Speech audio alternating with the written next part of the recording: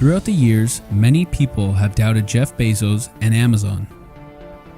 He's most famous today for being the richest person alive, and while his image in the media oscillates between both good and bad, one thing is for certain: no one doubts him anymore. Amazon is an absolute giant of a company. That said, for the first 20 years or so, things were different. They almost never made a profit. They seemed to lack focus, and their corporate valuation was universally acknowledged as being out of touch. Yet, if you had really paid attention to what Bezos was saying during this time, you would have known that none of that criticism mattered. He had a simple but very effective decision-making system that almost guaranteed that what he was doing was exactly what he should have been doing. The world was looking at a checkers board while he was playing chess. The foundation of his secret is that he was on an entirely different time horizon. He didn't care to win over a period defined by someone else, whether that be the media or Wall Street. Rather, he was doing his own thing today while being relentlessly focused on tomorrow. Observing this, if there's one skill that separates Bezos from other effective CEOs, and really most people in general, it's the ability to make optimal decisions in the face of a future he doesn't fully understand.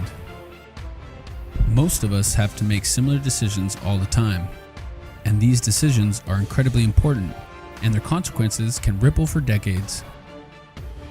Having a framework is absolutely crucial. Luckily, we can steal one. Vision as directional orientation. The biggest paradox we face when it comes to decision making is that we are forced to make decisions now about something that doesn't exist. Who's to say that you will be as happy with your choice of work out of college, or the spouse you decide to marry in 10 years when you're a different person and living in a different reality as you were when you made it? In fact, the chances are that you won't be. Things happen and people change. More importantly, the future is unpredictable. It doesn't yet exist. We live in a complex world with an infinite number of variables that interact with each other to lead us down a certain path.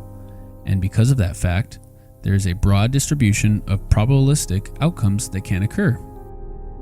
And yet, without a long-term compass to guide us, it's hard to be intentional about our day-to-day actions. We need to have a rough idea of where we want to be in 10 to 20 to 30 years. We have to do something. In this case, the solution isn't a specific vision or an external metric of success, but a general directional orientation based on the evidence from your past. Nothing too specific, but still a thing worth striving towards. When it comes to making the most important and the most long-term decisions, Bezos has a simple rule that's quite useful. Focus your vision on the things that won't change. At Amazon, this means that everything is built around their value of customer obsession. They don't try to hop on every new fad because they don't know which one will still matter. They do, however, know that in 20 years, customers will still want faster deliveries and cheaper products. They can build a future around making that a primary area of focus.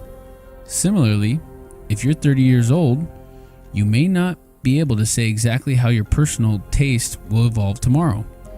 But you can be reasonably sure that if you have enjoyed being creative for 20 years, then the next 20 years likely won't change that. You can build a career around that.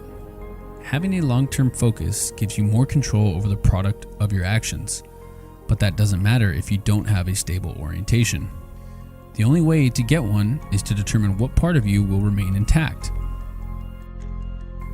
The slow guidance of tinkering.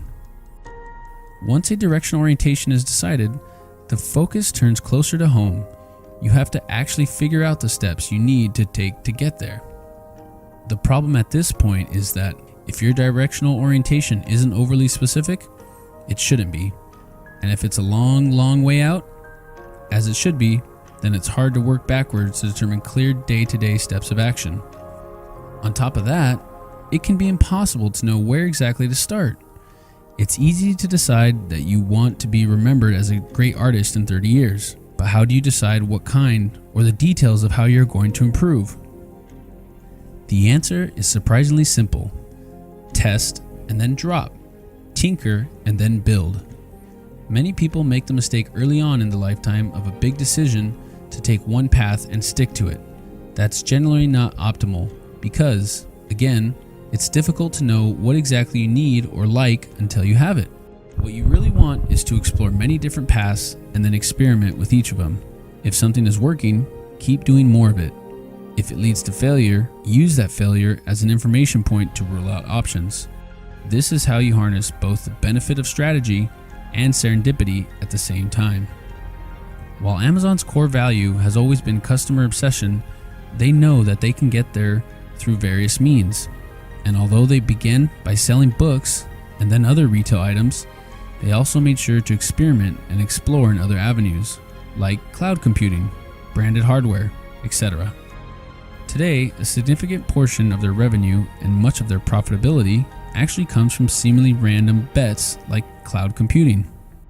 If they hadn't taken the route of tinkering over prematurely choosing one or two specific paths, they wouldn't have failures like the Amazon Fire Phone, but they also wouldn't have AWS, which brought in $20 billion in 2017, and Amazon Prime, which now has over 100 million paying customers.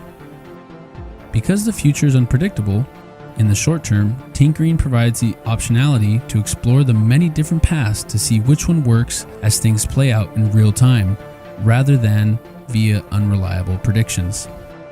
The world is constantly changing. To keep up, we have to allow for flexibility. Here's what not to do. The intuitive approach many people have to planning their future is to pick a specific medium-term goal and then work backward in exact steps. They imagine themselves 5 years ahead and put the remaining pieces together. The problem, however, is that medium-term goals don't allow for versatility. They are often too defined, which is an issue when dealing with uncertainty, and they are too brief, which rushes the patience you need to tinker. While it might appear that having a directional orientation over 30 years is harder to justify than a 5-year goal, the truth is that a long horizon stops you from making short-sighted choices, and more importantly, it gives you more control over the unpredictability of randomness. This was exactly the reason people doubted Bezos and Amazon for all those years. They were too focused on results over a quarter, and in the process, they failed to see how well they were being set up for the decade. It's easy to have luck work against you in a short time frame, but it's almost impossible to not succeed if you're willing to put 30 years of work into it. We live in a dynamic and changing world, and the only way to make effective decisions in such a world is to avoid static frameworks. We have to allow a degree of fluidity and openness in how we make choices. The future may be unpredictable, but it doesn't mean that you can't shape it.